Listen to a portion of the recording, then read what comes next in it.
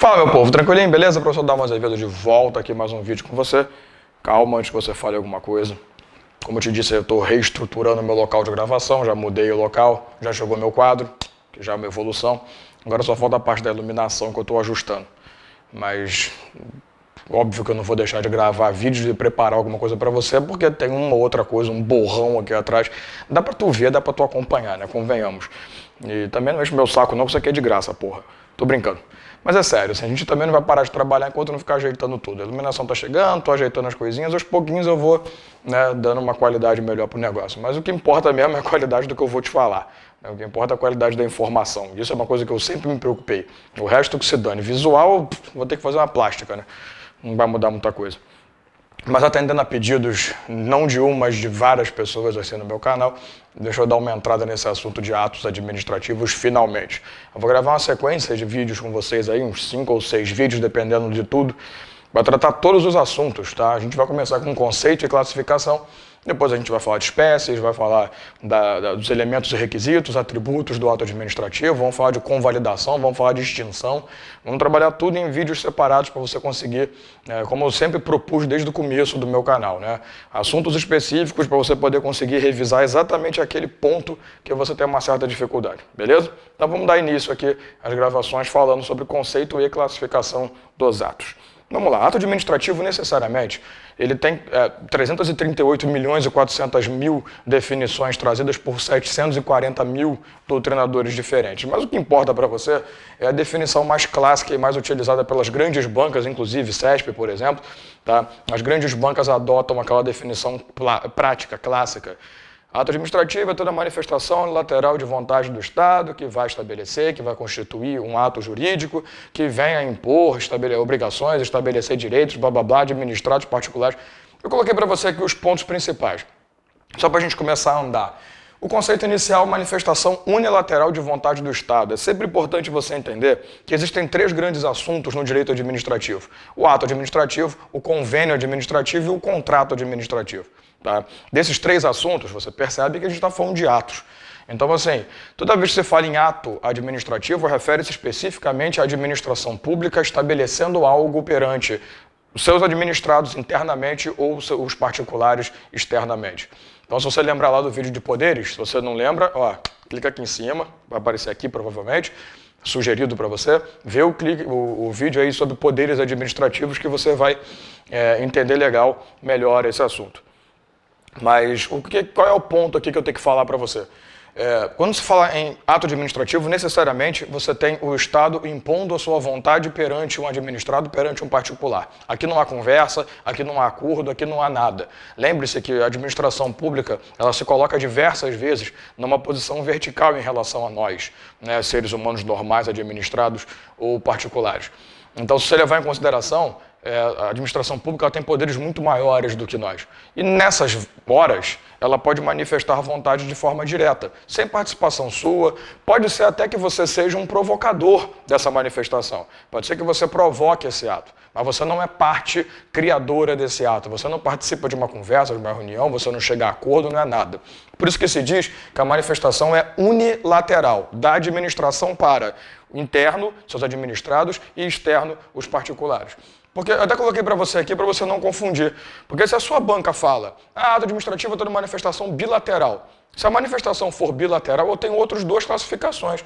Ou é um convênio administrativo, em que eu tenho manifestação bilateral convergente de interesses, ou seja, eu tenho 2 ou mais entidades atuando juntas por interesse próprio, um interesse comum, mas entidades que eu falo da administração em si, entidades físicas, independentes, autônomas, tá? Mas com o mesmo interesse, aí você tem um convênio administrativo, ou você tem um contrato administrativo em que eu tenho uma entidade e outra, um particular, seja lá o que for, realizando um contrato, realizando uma troca. É uma manifestação bilateral divergente, porque um tem uma coisa, outro tem outra. Um quer vender, outro quer comprar, um quer oferecer, outro quer alugar. Tá? Então, quando se fala em contrato, necessariamente você tem um quer contratar uma prestação de serviço, o outro quer prestar o serviço. Então, são interesses divergentes na história, beleza? Então, o primeiro ponto é sempre lembrar manifestação unilateral de vontade. Segunda coisa, a possibilidade de constituir, extinguir, resguardar, declarar, definir direitos a todos. Então, é nessa hora que a administração pública demonstra aquilo que você detém. Por exemplo, só para a gente começar a mostrar isso logo. Quando você provoca a administração pedindo que a sua aposentadoria seja concedida, o ato de aposentadoria é uma demonstração, é uma declaração de um direito, né? Então, determina um direito para você, é um ato administrativo. Percebe? É um ato de aposentadoria. Não é que, mas eu participei. Não, você só provoca.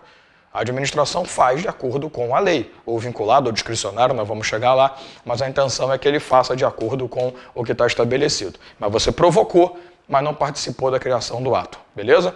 Pode ser também que ela imponha obrigações, que ela não vem apenas dando direito, mas ela também imponha obrigações a você. Como, por exemplo, o momento em que ela define, estabelece regras para que você consiga construir alguma coisa, ou que ela estabelece toda hora a fiscalização no seu comércio, a fiscalização no seu trabalho, você tem que buscar o registro da sua casa, por exemplo, junto à prefeitura, até para a questão de IPTU e outras coisas mais, possibilidade de construção, mas a ideia é, toda vez que você tem um lado e você tem um outro, não é só direito, mas também obrigação que pode ser imposta a você, até com possibilidade de aplicação de penalidade, uma multa caso você não atenda, a cassação de um direito seu, percebe? Então eu tenho não só o lado bom, mas eu tenho o lado ruim, não é só bônus, né? Também tem o tal do ônus da história. E obviamente o alvo pode ser internamente seus administrados, membros da administração pública em si, ou os particulares de forma externa. Então, quando se fala em conceito, um dos conceitos mais clássicos vai trazer essas características aqui. Talvez a mais complicadinha de se entender seja o lado da bilateralidade, né, para não confundir com a manifestação unilateral. Também não é lá grandes coisas, não é tão complicado, é só você entender bem isso aqui, para você identificar bem na prova, beleza? Quando se fala em classificação de atos administrativos, esse assunto é extremamente discutido na doutrina, porque não se chega num consenso, cada um quer dar uma classificação, todo mundo classifica do jeito que quer. Eu trouxe para você 4 classificações que são comuns em prova, porque tem outras aí que são, sei lá, eu nunca vi em prova, contra a sua Constituição, tem certas classificações que o pessoal fala só para encher o saco mesmo. Tá? Então eu trouxe para você aqui as classificações que caem em prova, que são aquelas que são cobradas em concursos públicos e ponto final, sem perturbação. Tá? Vamos lá. A primeira classificação quanto aos destinatários. Você tem um ato geral ou um ato individual. Ato geral é aquele que atinge a coletividade, ele não tem um alvo específico, ele tem uma definição que vai atingir a todos. Fica um exemplo legal, nós acabamos de ter na semana passada agora, 2016, eu estou gravando hoje aqui, dia 4 de abril, tá, de 2016, nós acabamos de ter o Ministério da Saúde autorizando, obviamente um ato administrativo, autorizando o aumento, né, do preço de 12,5%, salvo engano, dos fármacos no Brasil, de remédios no Brasil. Então nós acabamos de ter uma autorização, um ato administrativo que é geral, porque não é para um ou para outro, é para todos os remédios. Vai ter um aumento geral, todo mundo vai se ferrar, quem ganha bem, quem ganha mal. É a coletividade, irmão, vai todo mundo se arrebentar junto. Agora, você tem um ato individual, te dei um exemplo da aposentadoria. Eu não vou aposentar um grupo de pessoas, eu aposento um de cada vez, eu aposento individualmente, até porque o processo é individual. Você requer, o ato é aquele que vai definir que a sua requisição foi aceita ou não. Então, geral, coletividade individual, uma pessoa só, um indivíduo como alvo. Segunda classificação, quanto à supremacia do ato. Ato de império, ato de expediente e ato de gestão. Vamos lá. Atos de império são aqueles em que a administração pública impõe a sua posição. O nome diz ato de império, né? A administração, ela coloca algo a você, ela estabelece algo para você, tá? Por exemplo, a partir do momento que ela faz uma interdição de algo seu, ou ela te multa, né, um direito seu que ela interdita, consequentemente ela está realizando um ato de império, se coloca numa posição suprema em relação a você. Por isso, quanto à supremacia do ato. Quando você fala em atos de expediente, são aqueles atos meio, atividades meio, não são a finalidade a ser atingida, mas são as atividades que ocorrem dentro da administração para que aquele processo tenha um fim. Então, por exemplo, despachos internos, nenhum despacho necessariamente, tá? Cuidado com a palavra despacho, eu tenho que ter esse cuidado também. Mas quando você tem uma realização interna de despachar um documento de um departamento para outro, o recebimento, a entrada de protocolo, a saída de documento, aqueles atos internos, para que faça apenas que o processo tenha andamento. Mas não é a definição do processo, e sim apenas aquilo que tem que fazer para que chegue-se ao resultado. Normalmente, atos de expediente são executados por aqueles que não possuem o poder decisório dentro da administração pública. Então, a função deles é meramente servir, atender e fazer a sua parte dentro daquela engrenagem maldita que é a administração. Beleza? Talvez um pouco polêmico seja o ato de gestão. Porque, na verdade, existem duas doutrinas, duas escolas. A primeira escola, que é um pouco mais comum de se entender, ela define que ato de gestão não é um ato administrativo. Ela diz para você que ato de gestão é um ato da administração. Tem uma diferença. Porque o ato administrativo necessariamente é regido pelo direito público. Supremacia do interesse público, supremacia da própria administração pública em relação à reposição do interesse público sobre o seu. Né? Então, quando você fala em ato administrativo, beleza, eu tenho direito público. Quando você fala em ato da administração, é algo realizado com direito privado sendo o principal, sendo o único, aliás, gestor daquela condição. Então, por exemplo, imagina você um particular que tenha uma casa, tenha um comércio, sei lá, uma sala comercial parada e que a prefeitura resolve alugar essa sua sala. Ela se torna a pessoa que vai alugar, né, a pessoa, a administração, quer alugar essa sua sala e ela vai realizar com você um contrato de locação normal, regido pelo direito privado e não pelo direito público. Então, uma parte da doutrina nem aceita ato de gestão como se fosse um ato administrativo, mas outra parte aceita. Então, nada incomum, numa questão de prova, trazer para você atos de gestão como atos administrativos. Isso te mostra que a banca entende, ela segue uma doutrina que entende que atos de gestão são atos administrativos, sim. Apesar de regidos pelo direito privado, você tem a participação da administração se colocando acima, até por uma questão de direitos que ela detém que nenhum contrato privado comum oferece às pessoas. Mas a ideia é, pode ser que apareça, pode ser que não. Que alguns acham que não é um mero ato da administração, não um ato administrativo. Tem outros que dizem que são aqueles que definem o ato administrativo de uma forma mais ampla. Eles vão entender que o ato de gestão também é um ato administrativo, beleza? Você tem quanto ao regramento, vinculado e discricionário. Isso você acaba vendo também em poderes. Porque o poder vinculado ou o poder discricionário são aqueles que determinam uma ideia só. Poder vinculado, você, óbvio, lembre-se, a gente tem que seguir o princípio da legalidade, tudo dentro da lei. Mas no poder vinculado estabelece-se requisitos. E caso aquela pessoa que provoque o ato tenha atendido todos os requisitos, é obrigatório que a administração conceda o direito. Ou pode ser que ele não atenda a tudo e se torna obrigatório a administração negar aquele direito. Eu não tenho possibilidade de escolha do que eu vou fazer. Eu, como administração pública, vou apenas analisar o caso. Atendeu os requisitos todos? Beleza, vou te conceder uma licença para construir, por exemplo. Atendeu todos os requisitos? Vou te conceder, então, um alvará de localização. Vou te conceder alguma estrutura de informação. Não atendeu tudo? Desculpa, não vou poder te aposentar, porque alguns requisitos da lei não foram atendidos. Está faltando contribuição, está faltando idade, sei lá.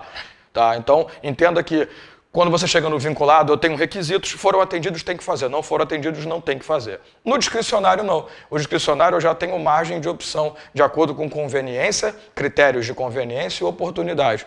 Eu vou analisar a possibilidade ou não de realizar aquele ato. Então, dependendo do caso, eu vou realizar um ato e eu vou analisar a necessidade dele, a força, a adequação dele, tá? Se eu vou atingir a necessidade que ele tem que ter.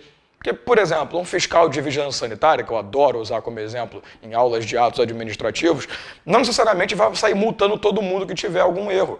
Pode ser que em alguns casos ele dê uma pena, uma mera advertência, em que ele diga, olha, é uma coisinha simples, vou só advertir. Ele não tem obrigação de, encontrou problema, tem que multar. Não, ele tem a discricionariedade de optar pela forma de aplicar uma penalidade. Não é que ele vai optar por aplicar ou não. Aí é fazer vista grossa e aí é não realizar, é ser omisso em relação à sua obrigação como parte integrante da administração. A ideia aqui não é essa. Tá? O cara não pode escolher, não, acho que eu não vou te multar não, que você é bonitinho. Não é assim não, mas a ideia é, vou te multar sim, se eu encontrar, se eu achar necessário fazer isso. Se eu achar que não, eu vou te advertir. Não é a penalidade se eu vou ou não aplicar, é qual penalidade. Eu tenho a discricionariedade de optar pela melhor forma, chegando inclusive à cassação da sua autorização de funcionar. Tranquilo? Por último, talvez aquele que seja mais cobrado em prova e um pouco mais complexo quanto à formação. Eu tenho um ato simples. Ato simples é aquele feito por um órgão que gera um ato e acabou o problema. Aposentadoria, demissão, licença, esses exemplos que a gente tem trabalhado. Uma penalização e por aí vai. Agora, complexo e composto são talvez os mais chatos. Ato complexo é aquele que você tem dois órgãos independentes e autônomos em relação às suas estruturas, à sua atuação. Pode ser até um órgão público, mesmo que ele não tenha autonomia perante todos, ele tem perante os outros órgãos. Tá? Mas dois órgãos que vão se reunir para produzir um ato. A intenção é que, nesse caso, os dois órgãos eles têm interesse em comum, então eles se reúnem para a produção do ato. Por isso que se diz que é um ato complexo, porque são dois órgãos que têm pensamentos diferentes o tempo inteiro, mas que, num momento, conseguem se reunir por um interesse só. Um exemplo clássico de livros e de provas por aí é você ter a Secretaria da Fazenda e a Secretaria de Educação. A Secretaria de Fazenda quer definir novos impostos, novas tributações para aumentar a arrecadação. A Educação quer aumentar o recolhimento, a parte dela, né, a fatia dela na distribuição de impostos para melhorar, né, a educação no município, no estado, seja lá onde for.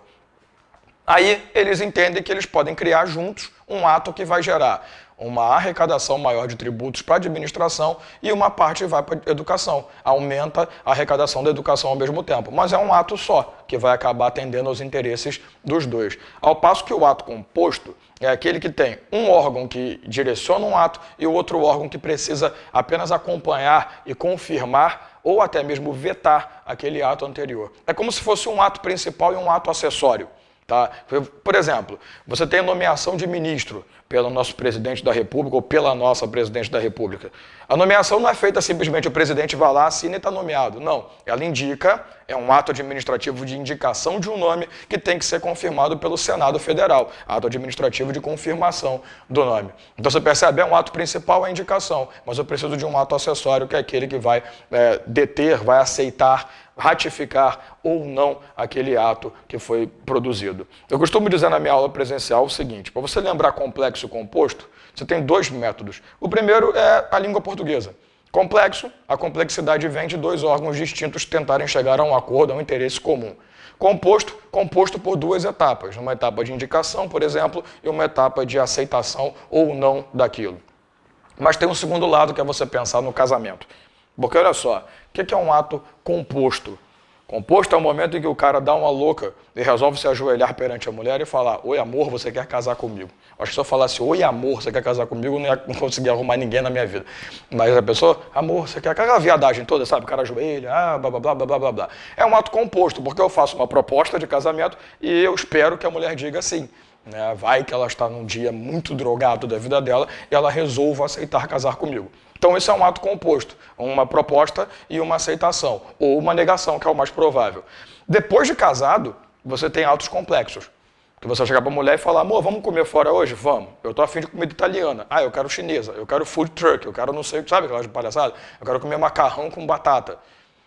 Isso é um ato complexo. Vamos tentar chegar num acordo nós dois, num consenso para onde nós vamos. Há algo mais complexo do que fazer um homem e uma mulher, ou dois homens e duas mulheres, depende do tipo de casamento que você detém, chegarem a um acordo de interesses? Pois é. Então você percebe que aqui a proposta e aqui o casamento em si são demonstrações de atos.